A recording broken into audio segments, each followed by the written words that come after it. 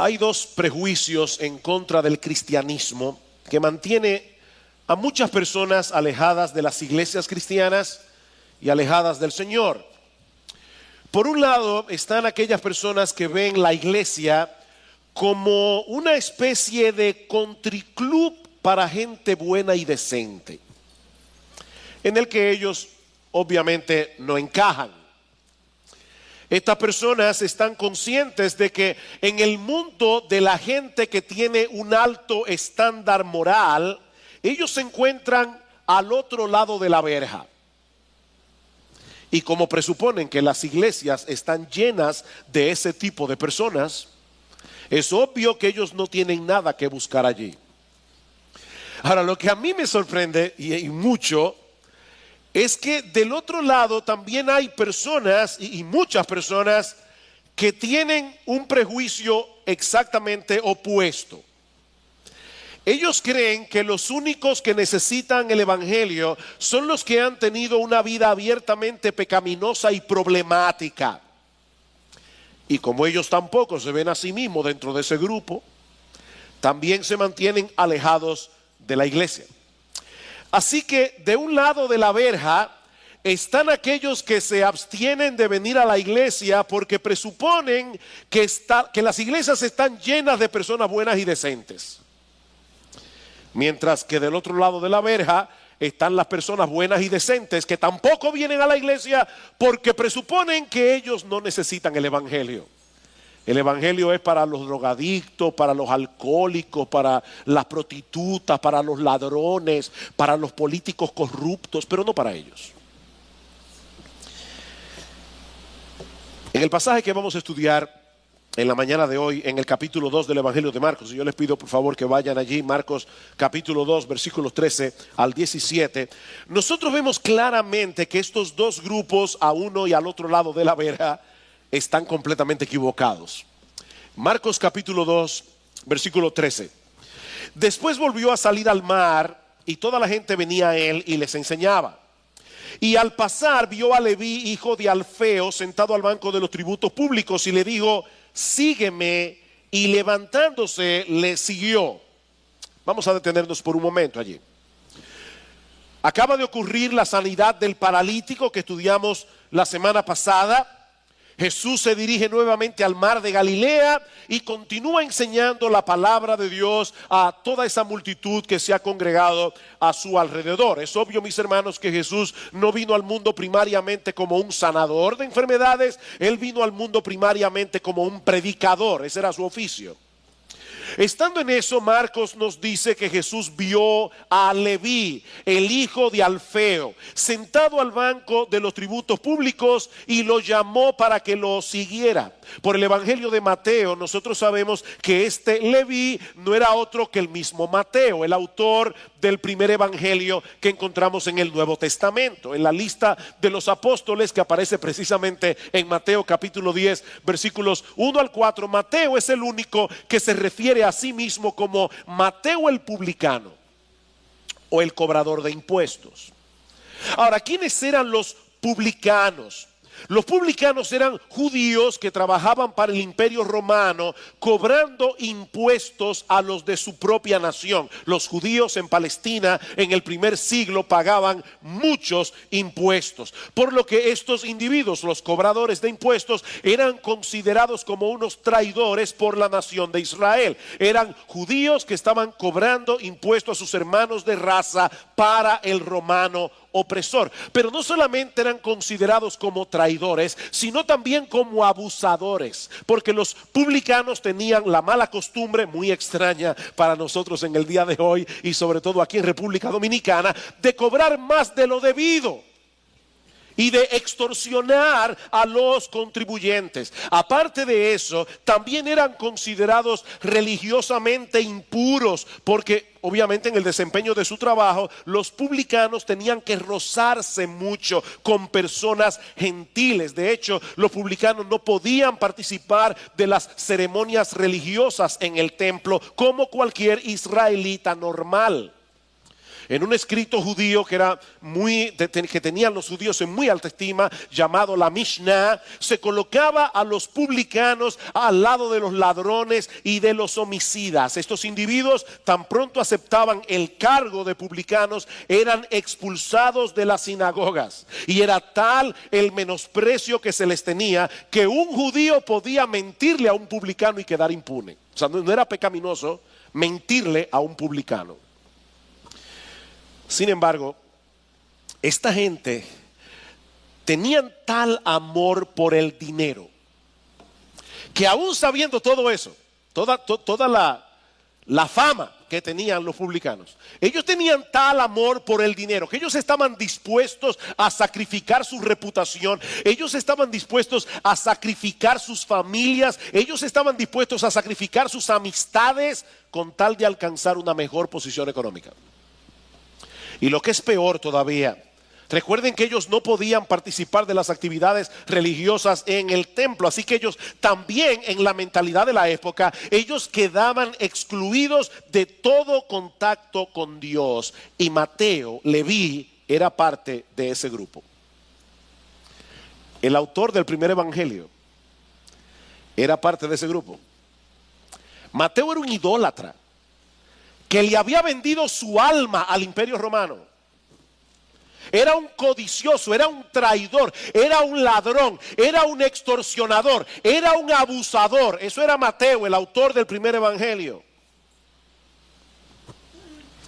Pero de todas las personas que estaban ese día alrededor del mar de Galilea, a él fue que Jesús llamó para que lo siguiera. Más adelante nosotros vamos a ver en la historia que allí había personas buenas y decentes en el mar de Galilea, con una reputación intachable a los ojos de los demás. Pero el Señor no se fijó en ninguna de ellas, y luego vamos a ver por qué. Así que lo primero, hermanos, que nosotros encontramos en este pasaje es que Jesús procura asociarse con personas inadecuadas. Jesús procura asociarse con personas inadecuadas para transformarlas en sus discípulos, para que vengan a ser sus seguidores. Él se fijó en el rechazado, él se fijó en el odiado publicano, él se fijó en ese individuo sin escrúpulo y lo llamó para que lo dejara todo y le siguiera a él. Esa palabra que aparece en el versículo 14, sígueme, es un imperativo presente. Lo que quiere decir que el llamado que Jesús le hizo a Mateo no fue para que viniera a pasar un buen rato con él y tomarse un café. No era a seguirle toda la vida. Mateo, a partir de ahora quiero que dejes tu trabajo, quiero que dejes atrás tu codicia, quiero que dejes a un lado todos los ídolos en los que has puesto tu confianza hasta ahora y me sigas únicamente a mí. A partir de ahora solo yo puedo ser el objeto de tu confianza, solo yo puedo ser el objeto de tu completa satisfacción. En otras palabras, Jesús estaba llamando a Mateo a venir en pos de él en arrepentimiento y fe. En arrepentimiento y fe. Hace unas semanas nosotros vimos una escena parecida, ¿verdad? Cuando el Señor llamó a Pedro y Andrés, a Juan y a Jacobo. Recuerdan el versículo 16 del capítulo 1, andando junto al mar de Galilea, vio a Simón, a Pedro y a Andrés, su hermano, que echaban la red porque eran pescadores, y les dijo Jesús: venid en pos de mí y os haré que seáis pescadores de hombres. Y dice que dejando luego sus redes le siguieron, y luego hizo lo mismo con Juan y con Zebedeo. Cristo estaba pasando por el mar, vio a Juan y a Zebedeo, que eran hermanos, en la barca de su padre, y Cristo les dice: síganme, y dice que dejando a su padre, dejando a los demás obreros allí, siguieron a Jesús. Así que todos estos hombres pasaron por una experiencia similar. Jesús los llamó y de inmediato lo dejaron todo para seguirle. Y lo mismo ocurrió con Mateo. En el Evangelio de Lucas, en el texto paralelo, dice que cuando Jesús vio a Mateo sentado al banco de los tributos públicos y le dijo: sígueme, dejándolo todo, se levantó y le siguió. Mateo hizo lo mismo que hicieron Pedro y Andrés, Jacobo y Juan, con una gran diferencia. Si un publicano decidía abandonar su puesto de trabajo, ya no podía volver a tomarlo nunca más en su vida. Así que en ese momento, Mateo estaba tomando la decisión de cortar por completo con lo que había sido su vida hasta entonces para seguir a Jesús. Es a eso que la Biblia llama conversión. Es a eso que la Biblia llama conversión. ¿Se está oyendo bien? ¿Sí? Ok. Se trata de un cambio radical en nuestra perspectiva de vida que viene como fruto de un cambio de corazón. Cuando Jesús llamó a Mateo, él entendió que era 1000 veces mejor seguir a Jesús que continuar aumentando su cuenta bancaria. En otras palabras, Mateo, por el llamado de Cristo, dejó de ser un idólatra. Por primera vez en su vida, Mateo había encontrado algo que era a sus ojos infinitamente superior a todo lo que él había atesorado hasta ese momento. Durante mucho tiempo el dinero había sido todo para él. Las riquezas estaban por encima de sus amistades, estaban por encima de su reputación, aún estaba por encima de Dios mismo, hasta que se encontró con Jesús y recibió su llamado. Sígueme a mí, sígueme a mí. Es obvio que Mateo seguramente había escuchado algo de lo que Jesús predicaba, lo suficiente como para entender la buena noticia del evangelio, de que él podía ser perdonado y aceptado en la presencia de Dios, no sobre la base de sus méritos personales, porque evidentemente él no tenía ningún mérito personal, sino únicamente por la bendita gracia y la misericordia de Dios. Recuerden cuál era la predicación de Jesús. Marcos capítulo 1 versículo 14. Después que Juan fue encarcelado, Jesús vino a Galilea predicando el evangelio del reino de Dios, diciendo: el tiempo se ha cumplido, el reino de Dios se ha acercado, arrepentíos y creed en el evangelio. Qué irónico, ¿verdad? Antes Mateo no podía participar de las ceremonias religiosas del templo, y ahora estaba siendo invitado por Dios mismo a ser parte de su reino, con el único requisito de venir a Cristo en arrepentimiento y fe. Mateo, yo quiero que dejes atrás ese pequeño reino que has estado construyendo para ti y vengas a ser parte del reino de Dios siguiéndome a mí. Ese fue el llamado. Deja tu reino, Mateo.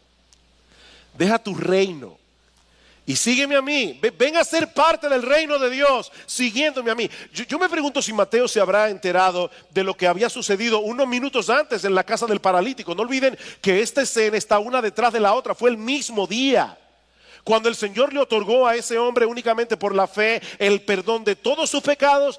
No lo sabemos, pero de alguna manera él entendió que esa era la oferta del evangelio. Y por encima de todo, él entendió el significado de una parábola que curiosamente solo se encuentra en el evangelio de Mateo. En Mateo capítulo 13 versículo 44. Una parábola donde Jesús compara el reino de Dios con un tesoro escondido en un campo. Y dice: el cual un hombre halla y lo esconde de nuevo, y gozoso va y vende todo lo que tiene y compra ese campo. Eso fue lo que le ocurrió a Mateo. Él encontró ese tesoro. Él encontró ese tesoro y estuvo dispuesto a venderlo todo para comprar ese campo. Lo poco que él había podido conocer del Señor Jesucristo fue suficiente para eclipsar todas las cosas de este mundo que antes llamaban su atención. Mateo, sígueme. Él no le pidió tiempo para pensarlo. Él no le dijo: déjame hablar con mi esposa a ver lo que ella piensa de esto. No, él recibió el llamado y de inmediato lo dejó todo para seguir a Jesús. Ahora piensen en esto, hermanos.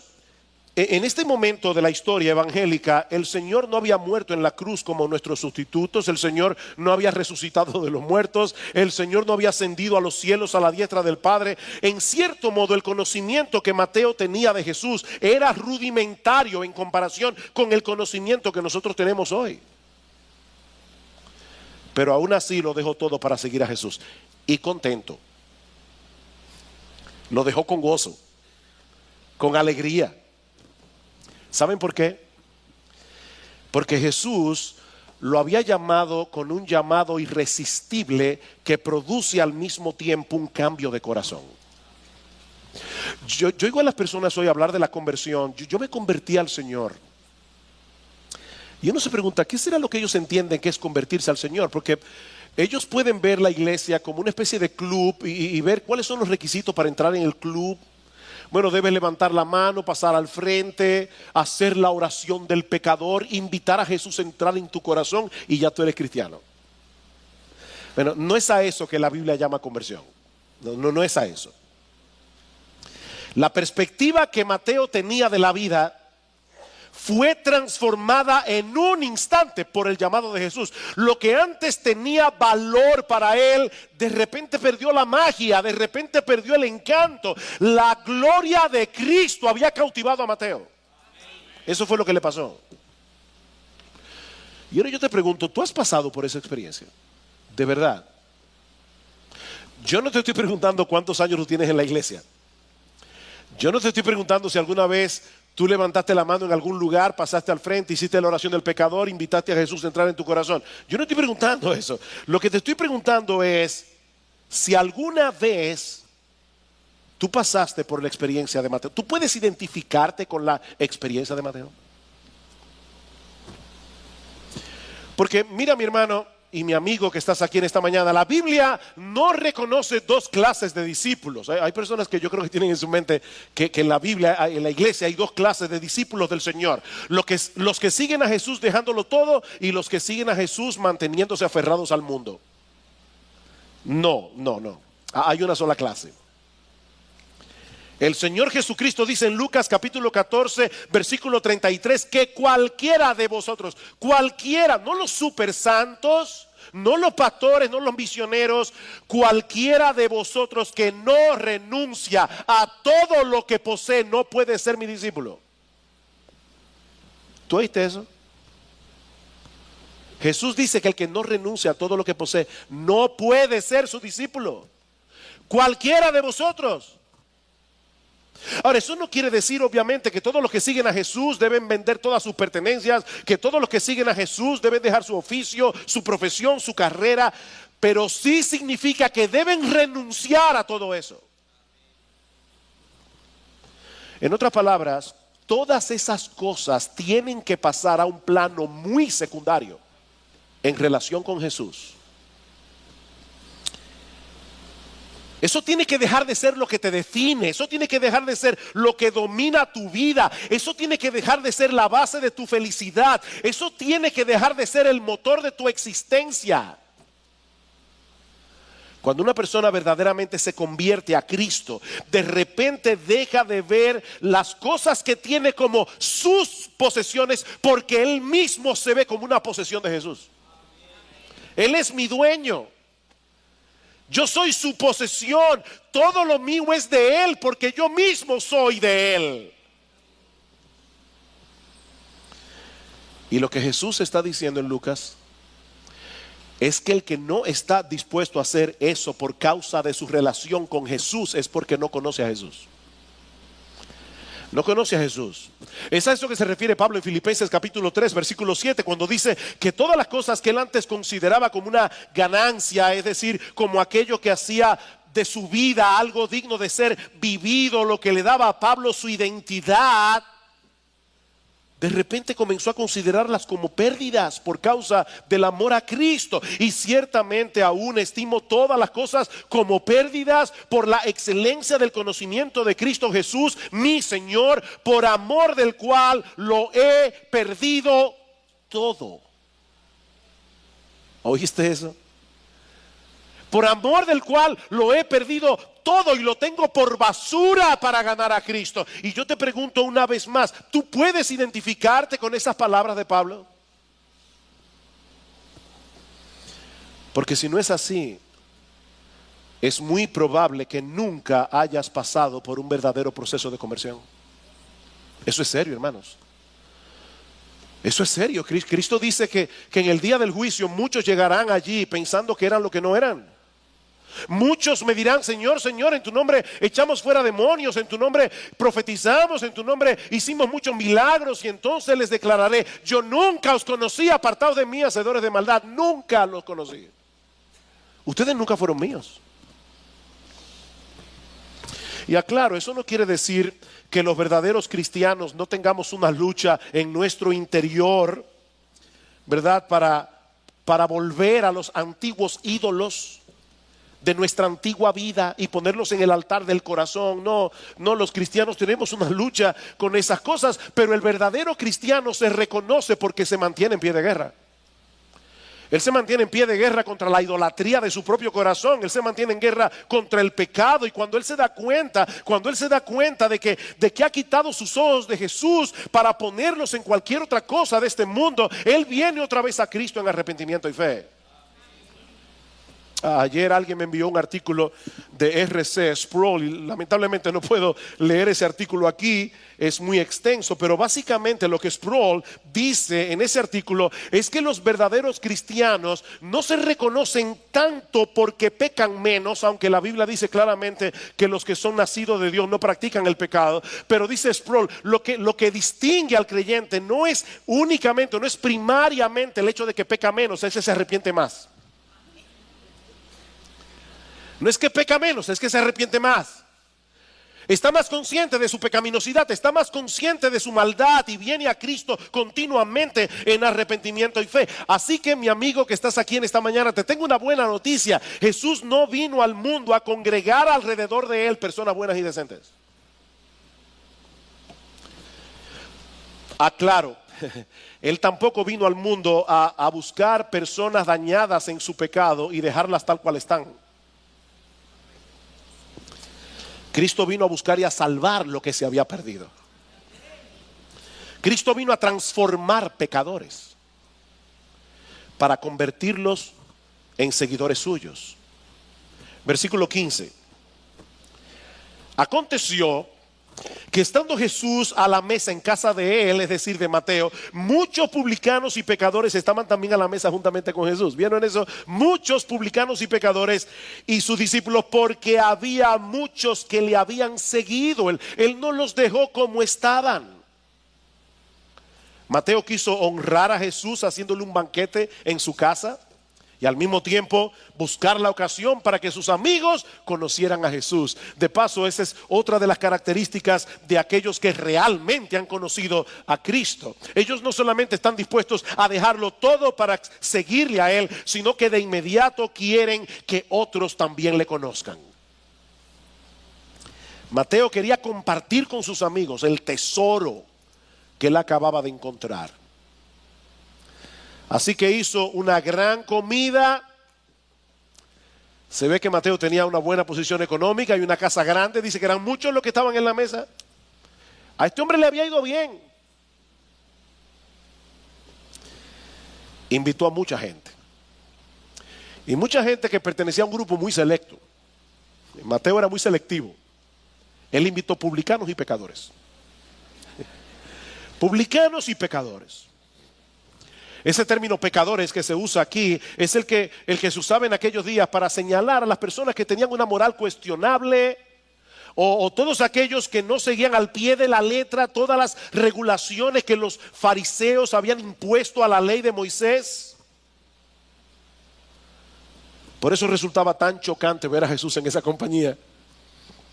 Y eso nos lleva al siguiente aspecto que se revela en este pasaje. Ya vimos que Jesús procura asociarse con personas no adecuadas para transformarlas en discípulos suyos. Y ahora vemos en esta segunda parte del pasaje que las personas adecuadas terminan siendo antagonistas de Jesús.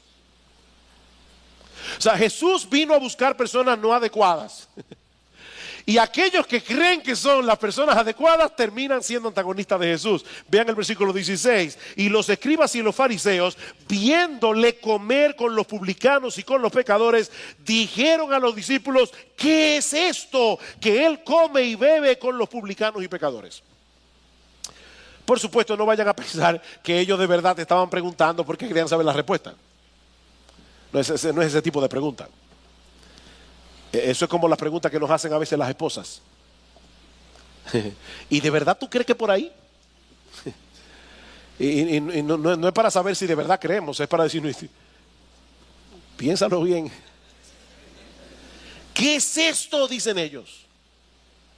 Jesús come con publicanos y pecadores. Y es interesante ver que en esos dos versículos 15 y 16, esa expresión publicanos y pecadores aparece 3 veces. Es como si Marco quisiera remachar el asunto. Jesús estaba con publicanos y pecadores. La semana pasada nosotros vimos que los escribas, que son los protagonistas aquí en esta parte, algunos de los escribas comenzaron a criticar a Jesús por haberle otorgado al paralítico el perdón de los pecados. ¿Quiénes eran los escribas? Los escribas eran los intérpretes profesionales de la ley. Ellos eran los teólogos de la época. Ellos eran los expertos en la ley de Moisés. Así que ellos entendían perfectamente lo que implicó esa acción de Jesús cuando le perdonó al paralítico todos sus pecados. Ellos de inmediato, como teólogos al fin, dijeron: hey, ¿qué está pasando aquí? Solo Dios puede perdonar pecados. Jesús está perdonando pecados. En conclusión, Jesús se está presentando a sí mismo como si Él fuera Dios. Y teológicamente estaban en lo correcto. Eso es lo que estaba sucediendo. Ahora imagínense lo chocante que tiene que haber sido para estos líderes religiosos ver a ese Jesús que acaba de comportarse como si Él fuera Dios, comiendo en la misma mesa con publicanos y pecadores. Sobre todo porque ahora Marcos aclara que estos escribas pertenecían a la secta de los fariseos. Eso no se ve en la Reina Valera, porque en nuestras versiones dice y los escribas y los fariseos, pero lo que dice el texto griego es los escribas de los fariseos. O sea, ellos eran escribas y para colmo también eran fariseos. Eran escribas que pertenecían a la secta de los fariseos. ¿Y quiénes eran los fariseos? Eran hombres profundamente religiosos, profundamente moralistas y en la mayoría de los casos profundamente hipócritas. Se apegaban a las interpretaciones rabínicas de la ley con una devoción cercana al fanatismo y a la ridiculez. Uno de los mejores comentarios o de los mejores retratos que nosotros encontramos en los evangelios del carácter de estos hombres es el que vemos en la parábola del fariseo y el publicano en Lucas capítulo 18. ¿Recuerdan esa parábola cuando dice que dos personas subieron al templo a orar? Uno era fariseo y el otro era publicano. Y el fariseo puesto en pie le oraba a Dios y dice que oraba consigo mismo. O sea, él creía que le oraba a Dios, pero estaba orando para sí mismo y decía: Señor, yo te doy gracias. Era un hombre agradecido. Yo te doy gracias, Señor, porque yo no soy como los otros hombres, ladrones, adúlteros, impíos, ni aún como este publicano. Ayuno 2 veces a la semana, doy diezmo de todo lo que gano. Señor, gracias por haber hecho de mí una obra maestra. Y dice Jesús que el publicano, estando lejos, él ni siquiera quería acercarse a donde estaba el lugar santísimo, estando lejos, se golpeaba el pecho y decía: Señor, sé propicio a mí, pecador. Y dice Cristo en el versículo 14 de Mateo 8, de Lucas 18, dice: os digo que este publicano descendió a su casa justificado antes que aquel fariseo, porque el que se humilla será enaltecido, el que se enaltece será humillado. Esos eran los fariseos. La palabra fariseo significa literalmente los separatistas. Ya ahí eso es suficiente para ver quiénes eran. Los separatistas. Su meta en la vida era separarse de todo pecador, era separarse de todo lo que pareciera religiosamente impuro. Estos hombres trataban por todos los medios a su alcance de mantenerse lo más lejos posible de los pecadores para no contaminarse. Ahora imagínense lo chocante que tiene que haber sido para estos escribas de los fariseos ver a Jesús en la casa de Mateo. Un fariseo nunca entraba a la casa de un publicano. Y Jesús no solamente entró, es que estaba allí con los publicanos y pecadores comiendo en la mesa. ¿Acaso no dice el Salmo 1 que es bienaventurado el varón que no se sienta en la silla con los escarnecedores? ¿Cómo es posible que Jesús se atreva a compartir en medio de semejante grupo. La conclusión era más que obvia. Si Jesús hubiera sido un enviado de Dios, seguramente estaría en compañía de otro tipo de personas. Esa fue la conclusión de los escribas y fariseos. Si Jesús realmente fuera un enviado de Dios, ¿con quién iba a estar? Con nosotros los fariseos. Este es el partido que le corresponde si él fuera hijo de Dios. ¿Saben cuál es el problema de estos hombres? Ellos sabían mucha teología, eran quisquillosos en todos los detalles de la ley de Moisés, pero ellos no tenían ni una clara perspectiva del pecado, ni un claro entendimiento de la gracia. Ese era el problema.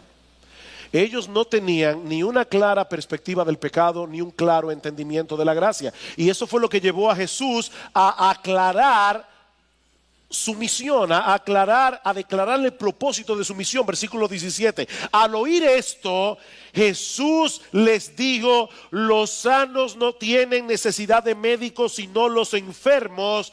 No he venido a llamar a justos, sino a pecadores. Los sanos no tienen necesidad de médico. El Señor está usando aquí la ironía. Es un comentario bien irónico para hacerle ver a los escribas que su acusación era completamente absurda. ¿Podemos criticar a un médico por el hecho de que se asocie con los enfermos? ¿Qué ustedes creen? Por supuesto que no. Si un médico decidiera juntarse únicamente con los que están sanos, él estaría traicionando su profesión. ¿No es así? Los médicos están allí para buscar a los enfermos, para tratar con los enfermos, para sanar a los enfermos. Y lo mismo podemos decir de nuestro Señor Jesucristo. Su relación con los publicanos y con los pecadores no era otra cosa que una parte integral de su misión. Porque Él vino a buscar y a salvar lo que se había perdido, sin importar de qué lado de la verja estén. Él vino a buscar y a salvar lo que se había perdido. El problema de los fariseos y de los escribas no es que eran tan buenos que ellos no necesitaban el evangelio. No, el problema de esta gente es que ellos no podían darse cuenta de la terrible condición en que se encontraban delante de Dios, a pesar de toda su decencia, a pesar de toda su religiosidad. Cuando el Señor dice aquí que los sanos no tienen necesidad de médicos sino los enfermos, y que Él no vino a llamar a justos sino a pecadores, Él no está dividiendo a la humanidad en dos grupos: los que necesitan la salvación y los que no lo necesitan. No, lo que Él quiere mostrar a estos líderes religiosos de Israel y a todos los que son como ellos, que el primer paso para poder ser salvos es ver la necesidad de ser salvados. El primer paso para ser salvo es ver la necesidad de ser salvados.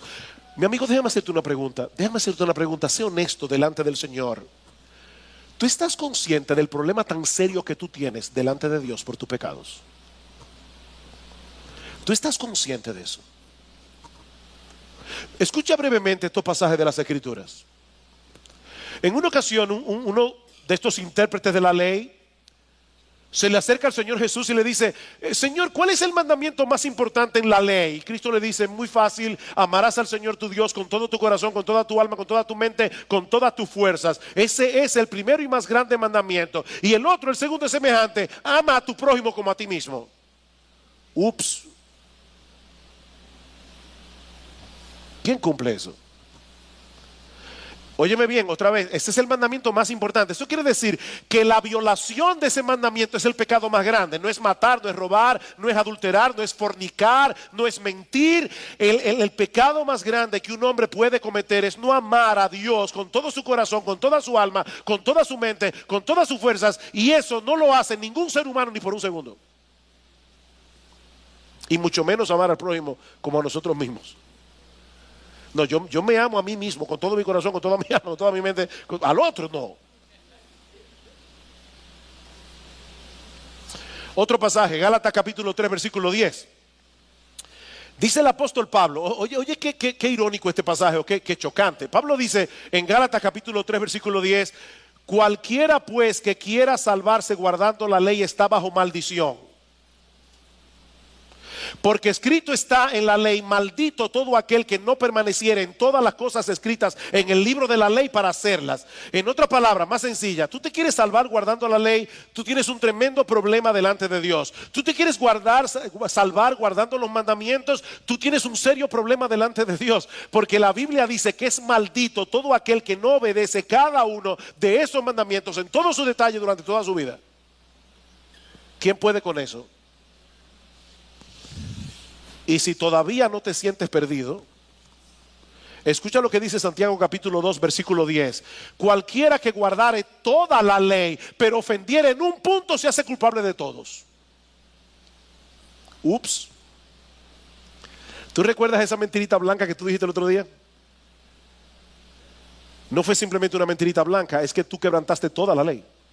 Porque la ley es como una cadena, es como una cadena, es una cadena con 10 eslabones, la ley moral de Dios. Si tú rompes un eslabón, no rompiste un eslabón, dañaste la cadena. Dañaste la cadena. Así que lo que Jesús está diciendo en Marcos capítulo 2 versículo 17 no es que hay personas en el mundo que son tan malas que necesitan el perdón de Dios y otras que son tan buenas que no lo necesitan. No, eso no es lo que Jesús está diciendo. Lo que el Señor quiere que veamos es que todos tenemos la misma necesidad de salvación. Pero hay muchos que esconden esa necesidad bajo un manto de decencia y de religiosidad. La buena noticia es que hay esperanza para todos en el Evangelio. Para los publicanos y para los fariseos. Hay esperanza. Siempre que reconozcas tu impotencia y tu miseria en la presencia de Dios. Se cuenta la historia de un cristiano que estaba evangelizando a una persona y tratando fervientemente de guiarlo al Señor. Pero este individuo se creía demasiado indigno para recibir la salvación. Así que el cristiano le mostró la oración del publicano que vimos hace un momento en Lucas 18. Dios es propicio a mí, pecador. Y decía, mira cómo este publicano encontró paz y liberación cuando se humilló pidiendo perdón al Señor en verdadero arrepentimiento. Y el individuo le respondió, es que yo he sido peor que el publicano, yo soy un fariseo. Bien, le contestó el cristiano, puesto que el Señor estuvo tan contento de escuchar al publicano clamar, Dios, ten misericordia de mí. Imagínate qué contento se hubiera puesto si hubiera escuchado al fariseo orar de esa manera.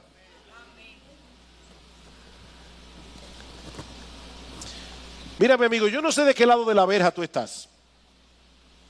Si del lado de los morales y decentes o del lado de los inmorales e indecentes. Yo no sé cuál es el lado de la verja en que tú te pones. Pero tú necesitas urgentemente arreglar tus cuentas en el tribunal de Dios. Tú necesitas urgentemente arreglar tus cuentas en el tribunal de Dios. Y repito, la buena noticia es que Cristo vino al mundo a salvar todo tipo de pecadores. Yo recuerdo cuando nuestra hija mayor se bautizó, uno de los pecados que ella confesó, que Dios le dio convicción de pecado, es que ella era una farisea. Y se dio cuenta que ella era una farisea. Se portaba muy bien, era bien portada, pero era pecadora. Y el Señor se lo hizo ver y la salvó. ¿Eres tú un fariseo? Hay esperanza para ti. Hay esperanza para ti.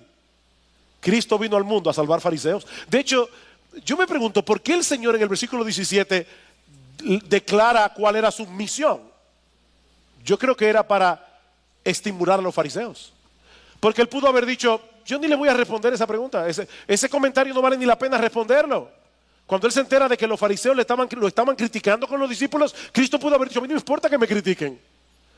Pero Cristo quiere que los fariseos escuchen esto. Yo no he venido a llamar a justos, sino a pecadores. Los sanos no tienen necesidad de médico, sino los enfermos. Y ustedes, fariseos, están enfermos. Están enfermos, ustedes necesitan salvación. La buena noticia es que hay salvación para ustedes si vienen a mí en arrepentimiento y fe. Ahora, yo no quisiera concluir este mensaje sin traer también unas palabras de aplicación para todos los creyentes que se congregan en esta iglesia. Es evidente, hermanos, que nosotros tenemos mucho que aprender en este pasaje acerca de la misión y del ejemplo de nuestro Señor Jesucristo. Él no se quedó en su casa esperando que las personas en necesidad vinieran a Él. No, Él salió a buscarlos. Él salió a mostrarles compasión y a predicarles la palabra. La asociación de Cristo con los pecadores tenía un objetivo claro. Y no era dejarse arrastrar por ellos a la impiedad en la que ellos vivían, era rescatarlos de su vana manera de vivir. Es por eso que en el Nuevo Testamento nosotros encontramos dos declaraciones que de primera impresión parecen contradictorias. En Mateo capítulo 11, versículo 19, dice que Jesús era amigo de pecadores. Pero en Hebreos capítulo 7, versículo 26, dice que Él era santo, inocente, sin mancha y apartado de los pecadores. Por fin, ¿era amigo de los pecadores o era apartado de los pecadores? Sí. Las dos cosas. Las dos cosas. Al mismo tiempo. De hecho, hubiera sido imposible para Jesús ser amigo de pecadores, de haberse enredado en el pecado de los pecadores. Hubiera sido imposible para Él. Pero la única forma de cumplir su misión era acercándose a los pecadores, era predicándoles la palabra, era mostrándoles misericordia y compasión. Hermanos, ¿ustedes se imaginan al Dios encarnado?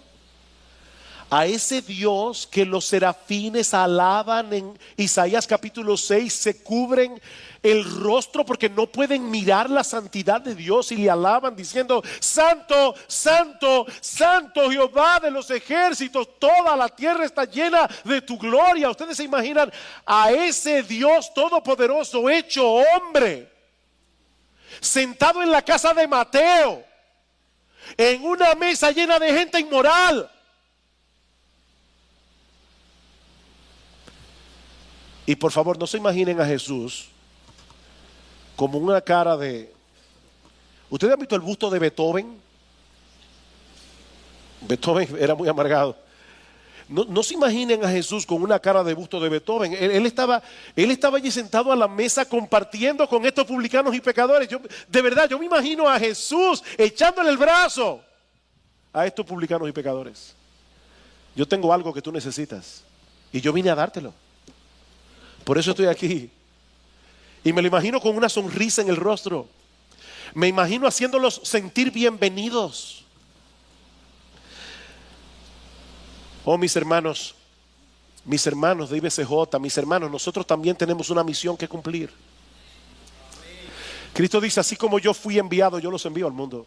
Nosotros tenemos una misión que cumplir, llevar el mensaje de salvación a los publicanos y fariseos de este mundo, confiando en que Dios sigue obrando con poder por medio de la predicación del evangelio. Pero eso no será posible si nosotros asumimos la postura que muchos cristianos evangélicos asumen de: yo soy más santo que tú.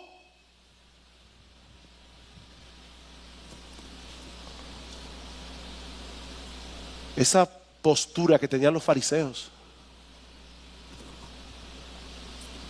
Y perdemos ese contacto vital con los incrédulos que nos permite compartirles el evangelio. Mi hermano, recuerda lo que tú eras cuando tú no eras cristiano. No, tú no eres más santo que nadie. Yo no soy más santo que nadie. Nosotros no podemos venir a un pecador a decirle condescendientemente: ven, impío.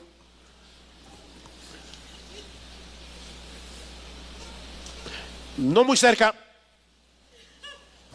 No me quiero contaminar con tu pecado. Porque eso no fue lo que hizo Jesús. Eso no fue lo... Wow, qué hermoso Salvador tenemos nosotros, hermanos. Eso no fue lo que hizo Jesús. Y no solamente aquí en esta historia, cuando Cristo estaba en la tierra, es que tú tienes que imaginarte a Jesús cuando vino a tu vida de pecado, cuando tú estabas en el lodo de tu pecado. Tú tienes que imaginarte a Jesús viniendo y diciendo: tú eres uno de los míos, yo te escogí desde antes de la fundación del mundo. Ven, hijo mío, ven, yo quiero estar contigo. Yo quiero tenerte cerca de mí. Y saben que a veces, y ya estoy terminando, no se preocupen, saben que a veces yo creo que nosotros podemos dar esa idea, no porque conscientemente estemos pensando yo soy más santo que tú, pero a veces hasta en la cara que tenemos, hermanos. ¿Ustedes creen que cuando una persona invitada viene a esta iglesia se siente bienvenida? Bueno, es difícil saberlo. ¿Saben por qué? Es difícil saberlo porque depende de dónde caiga o de por qué puerta entre. Yo creo que la mejor pregunta que yo puedo hacerte en esta mañana es: si todos los creyentes de esta iglesia fueran como ¿tú crees que las visitas que vendrían a esta iglesia se sentirían bienvenidas? No importa lo que sean, no importa lo que sean. Puede ser un capo mafioso. La pregunta es si puede sentirse bienvenido por la cara tuya. Mis hermanos, todos nosotros somos pecadores salvados por gracia, que debemos dar de gracia lo que de gracia recibimos. Todos nosotros tenemos un gran Salvador que es digno de ser proclamado, y hay un montón de personas allá afuera que lo necesitan urgentemente y no lo saben. No lo saben. Oh, que el Señor nos ayude a ser imitadores de Jesús, de tal manera que se pueda decir de nosotros que somos amigos de pecadores. Amigos de pecadores, mostrando al mismo tiempo en una forma muy evidente que ese Jesús transformó nuestras vidas a través de frutos dignos de arrepentimiento y frutos dignos de fe.